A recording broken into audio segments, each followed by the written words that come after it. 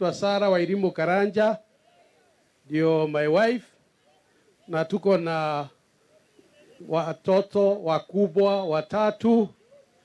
Let me introduce to you our last born. Ako hapo anaitwa Brian Karanja.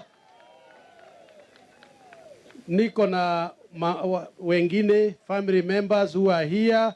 My brothers and sisters are all over the place. I'm sure tutakuja kuwajua. And in addition to that, I'm taking recognition of my colleague, deputy governors, whom I'm very, very proud about. I would really want to appreciate your presence. And I know what our chairman has said. Tuko kwa group moja katika group ya deputy governors na wote walikuwa wanapenda kuja. Nimetoka lakini nimewaambia once a deputy governor always one. Kwa hivyo ningetaka kuwashukuru sana. Kuna watu wengine ningetaka kuwa acknowledge. Tuna rafiki yetu hapa anaitwa David Mbio ambaye amefanya kazi kubwa sana kwa upande wa BBI. Tuna kijana mdogo pale anaitwa Kamau Megwe. Kamau hatakiwi kujulikana kazi yake, lakini ni kazi ya muhimu sana. Tuna kijana rafiki yangu sana hapa anaitwa Kamau Mweha au Kamau Raila, ako hapo. Huyu sasa ukitaka kutuma message kwa baba itafika. Niko na marafiki wengine huko, lakini kwa sababu ya nafasi sitaendelea kufanya introduction, lakini Mungu akitujalia tutapata nafasi ya kujuana. Nimepigwa simu asubuhi na senator wa Matangi, akaniambia nitume apology yake kwa sababu angependa kuja hapa lakini hageweza. Kutoka hapo, let me take this opportunity to thank sincerely our judge and the chief magistrate and people who have worked behind the scenes since yesterday for us to get to the point ambayo tumefika. Jana tulikuwa na mambo mingi sana. The county was very nervous. Watu waliona mkono wa kisiasa, lakini tumejua ilikuwa mkono wa sheria. Na kwa hivyo ningetaka sana kuwashukuru jaji wetu John na Patricia na wale wengine wote, watu ambao wametoka devolution, Ministry of Devolution, County Commissioner, rafiki yetu na watu yako yote, watu kutoka ofisi yangu zote ambao tulikutana jana na tukaunda Assumption of Office Committee na tukaendelea mpaka tukafika mahali tumefika. Kuna watu wengi sana ambao wamefanya kazi mingi behind the scenes na wote tungetaka kuwashukuru. Na kwa sababu tumekaa sana, I don't want to take a lot of your time, but I want to say a few things. First, I want to welcome you to this momentous occasion of my swearing in as the third governor of this great county of Kiambu. First, I want to thank the Almighty God for this far He has brought us with His blessings. And we all know it has not been easy, but nevertheless, He has been our Ebenezer. We thank God and we continue to thank Him for many blessings that He has bestowed on us. Let me also take this opportunity to thank most sincerely the great people of Kiambu for their continued support, patience, perseverance, resilience during these challenging times that we have all gone through. It is your resilience, and I want to emphasize watu ya Kiambu, it is your resilience that has brought us this far. I am aware and deeply moved by many of you who have been seeking God, including going into prayer and fasting, so that God could provide a new chapter for this country. I'm aware of many of you who have gone into intercession, continuously asking God to provide a new beginning for this great county. Let me also sincerely thank our President, His Excellency Uhuru Muigai Kenyatta, for his great leadership for this country, for this county, and his stewardship to bring, and the desire to bring this country to where it belongs. He has particularly been very supportive to the people of Kiambu, as we are going to see in many, many development endeavors. Our only plea to our people is to continue to support him over the remaining period, so that he will not only lead us to the next level of development as a county, but will also leave a positive legacy for this country. I would also want to thank other leaders in this country who have continued to support the President in his endeavor to unite the country through the handshake and indeed the BBI initiative, all surrounded by the Big Four.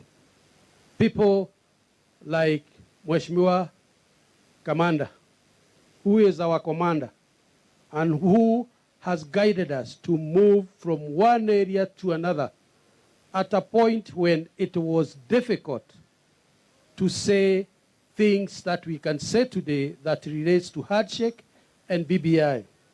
People like Dennis Waweru, who again has moved with us across the country, sometimes in very hostile environment. Others who have been with us, including my friend Kamau and others, I will not name all of them, but I want to thank them sincerely, because we have spent sleepless nights thinking about how we will bring the BBI and handshake into the shape that it is today. Ladies and gentlemen, allow me sincerely to acknowledge the effort made by our great members of the County Assembly of Kiambu, our MCAs. It is your dedication, your patriotism, and desire for good, accountable, and transparent government that has brought us this far. And I know that you know that we have gone through many nights thinking about how we will not only forestall, but we will plan for the future of this county. I want to salute you, as you all have become a beacon of hope for Kiambu people and an example to be emulated by other counties. As we have said, this is the place to come and benchmark for accountability, dedication, patriotism, and good governance for this country. I personally feel in the process we have lost a lot of valuable time as we have been pursuing these issues, and development for our people has taken the second stage. I don't have statistics, sijui. Wakati tuliingia 2017, what the per capita income, how the level of employment was in Kiambu County. But being an economist, I am aware that if anything, the situation has only gotten worse. So, ladies and gentlemen, my colleagues, the divisive politics we have had over the last 2 years or so lack of accountability, and utter mismanagement and privilege of public resources has made Kiambu a laughingstock in this country and the world over. It is my great desire that we take a different trajectory to change this and make this county a prosperous and well-respected county like it used to be during the time of our forefathers. It is now time to deliver to our people so that we can uplift the standard of living of our people through enhancing job creation for our youth, wealth creation in our farms and industries, providing better prices for our coffee, tea, dairy, and being food secure. It's now time to recover from the lost times and opportunities. Time for divisive politics, squabbles, antagonism, and poor leadership should now be behind us. Let us come together as county leaders to redeem the lost time and thereby restore Kiambu's lost glory. And on that point, my mind is very clear. And I want to be very clear to all our members of the County Assembly. We should not be divided, even for those of us who have been undermining us, even for those of us who have gone to some rakes somewhere in Rift Valley when they are supposed to be in the assembly. That one you have said. We want to ask them, it is time to spend time in the assembly, in our wards. It's no longer time to spend time in courts and whatever else and whichever other lakes, irrespective of how many flamingos there are. It is our urge that you come and spend time within the assembly with us at the executive level so that we move this county to the next level within the shortest time possible. Personally, I want to assure the people of Kiambu of my total commitment towards this cause.